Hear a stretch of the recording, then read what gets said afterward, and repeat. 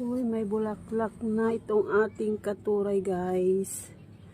Ayan o, namulaklak na din ang ating katuray. Tingnan nyo, ang dami pang talbos ng kamote.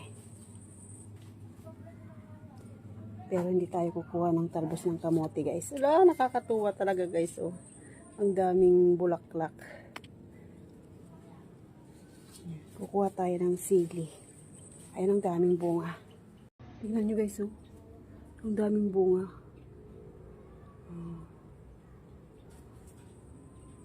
Ayan, kukuha tayo. Ipapakpit natin to, guys.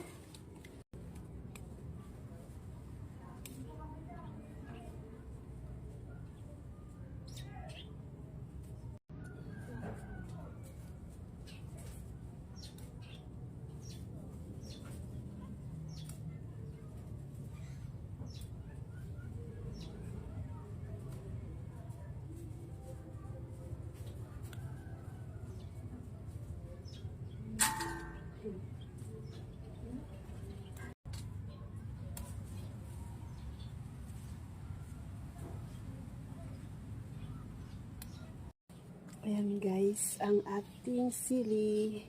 Konti lang itong kinuha ko, guys, kasi ako lang ang mag-uulam dito. Wala yung asawa ko. So, ayan, guys, luto ng ating pinakbet na sili. Kain na po tayo.